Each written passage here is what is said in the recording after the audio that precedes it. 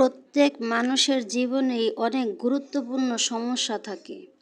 তবে আমি অনেক সময় লক্ষ্য করে দেখেছি যে অনেক ক্ষেত্রে মানুষ অতি ছোট্টখাটো তুচ্ছ ঘটনাকেও ফুলিয়ে ফাঁপিয়ে অনেক বড় সমস্যার আকার দিয়ে থাকে। তোমার মনকে যদি তুমি ছোটোখাটো চিন্তা দিয়ে সব সময় ভরিয়ে রাখতে চাও, তাহলে দেখবে সেগুলোই একদিন অনেক বিরাট আকারের সমস্যা হয়ে তোমার জীবনে জুড়ে বসবে।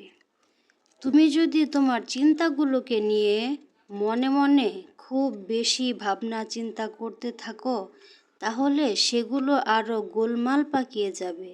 যখনই তুমি দেখবে কোনো চিন্তা এসে তোমার মনকে ব্যতিব্যস্ত করে তুলছে, তখনই তুমি সেটাকে মন থেকে ঝেড়ে ফেলতে চেষ্টা করবে। যদি তুমি তা না করতে পারো, সেটা তাহলে সবচেয়ে ভালো হবে নিজেকে কোনো কাজে নিয়োগ করো। তাহলে তোমার বিক্ষিপ্ত মন ওই কাজের দিকেই নিবিষ্ট হয়ে যাবে। আমার একজন বন্ধু ছিলেন যে চিন্তার সময় তার বাগানের কাজে লিপ্ত থাকত। যতক্ষণ না তার সারা শরীর ঘেমে যেত, ততক্ষণ পর্যন্ত সে তার কাজ চালিয়েই যেত। এভাবেই সে চিন্তার হাত থেকে মুক্তির উপায় খুঁজে নিয়েছিল। আর এইগুলোই হচ্ছে চিন্তা দূর করার সবচেয়ে ভালো এবং সুষ্ঠু ও সহজ পদ্ধতি। যদি কথাগুলো তোমাদের কাছে ভালো লেগে থাকে, তাহলে লাইক, কমেন্ট, শেয়ার করে সাবস্ক্রাইব করে রাখো।